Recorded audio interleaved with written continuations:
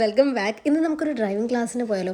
വേറെ ഒന്നുമല്ല, ജീപ്പ് ഓടിക്കാൻ പഠിക്കുക എന്നതാണ് ഇന്നത്തെ എൻ്റെ ലക്ഷ്യം. ഇത് ഞാൻ കുറേ നാളുകൊണ്ട് ശ്രമിക്കുന്ന ഒരു കാര്യമാണ്, പക്ഷേ ഇത് ഇതുവരെ പ്രാവർത്തികമായിട്ടില്ല. പിന്നെ എന്തെങ്കിലും ഇതെടുത്തൊന്ന് റോഡിൽ ഇറങ്ങാം എന്നൊരു പ്രതീക്ഷ എനിക്കില്ല. പക്ഷേ എൻ്റെ അച്ഛൻ എന്നിൽ ഒരുപാട് പ്രതീക്ഷ ഉള്ളതുകൊണ്ട് പുള്ളി കഷ്ടപ്പെട്ട് തന്നെ പഠിപ്പിക്കാൻ ശ്രമിക്കുന്നുണ്ട്. അത് മാത്രമല്ല, നമ്മൾ എന്ത് കാര്യം ചെയ്യുമ്പോഴും അതിനൊരു കൺസിസ്റ്റൻസി ആണ്. എനിക്കതില്ല. ഞാനിതിപ്പോൾ ഇന്ന് പഠിച്ചു കഴിഞ്ഞാൽ ഇനി ഒരു 10-15 ദിവസം കഴിഞ്ഞിട്ടായിരിക്കും പിന്നെ ഞാനിത് പഠിക്കുന്നത്. അപ്പോൾ ഒരു കാര്യത്തിലും ഒരു കൺസിസ്റ്റൻസി ഇല്ലാതെ ചെയ്ത് കഴിഞ്ഞാൽ അത് നമുക്ക് പഠിച്ചെടുക്കാൻ പറ്റത്തില്ല. അതാണ് എൻ്റെ ലൈഫിലും സംഭവിക്കുന്നത്.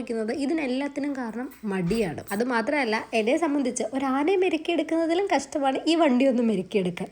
ഈ അഭ്യാസ പ്രകടനം എല്ലാം കഴിഞ്ഞപ്പോൾ എനിക്ക് നല്ലപോലെ വിശക്കാൻ തുടങ്ങി.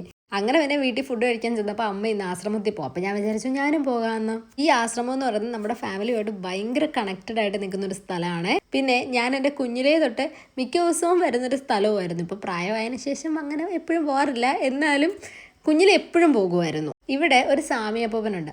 സാമിയപ്പൂപ്പൻ്റെ പിറന്നാൾ വായനയാണ് ഈ നടക്കുന്നത്. 7 ദിവസം ഉണ്ട് വായന. 7 ദിവസം ഇവിടെ എല്ലാവർക്കും ഫുഡും ഉണ്ട്. അങ്ങനെ ഫുഡൊക്കെ കഴിച്ച് ഞാൻ വീട്ടിൽ വന്നപ്പോഴാണ് ഓർക്കുന്നത് എനിക്കൊരു കൊറിയർ പാക്ക് ചെയ്യാനുണ്ടെന്ന്. ഇത് നമ്മുടെ ഭയങ്കര ബ്യൂട്ടിഫുൾ ആയിട്ടുള്ള റെയിൻ ഡിയർ കളക്ഷൻ ആണ്. അങ്ങനെ പിന്നെ നമ്മുടെ പ്രൊഡക്റ്റ് ഒക്കെ പാക്ക് ചെയ്തിട്ട് പോസ്റ്റ് ഓഫീസിൽ കൊണ്ട് കൊറിയർ ചെയ്തിട്ടുണ്ടായിരുന്നു. അത് മാത്രമല്ല, ഞാനൊരു ഗിവ് അവയുടെ കാര്യം പറഞ്ഞിട്ടുണ്ടായിരുന്നു. അതെന്തായാലും ഞാൻ അടുത്ത വീക്ക് അനൗൺസ് ചെയ്യാവേ. അപ്പോൾ അത്രേ ഉള്ളൂ. ബൈ.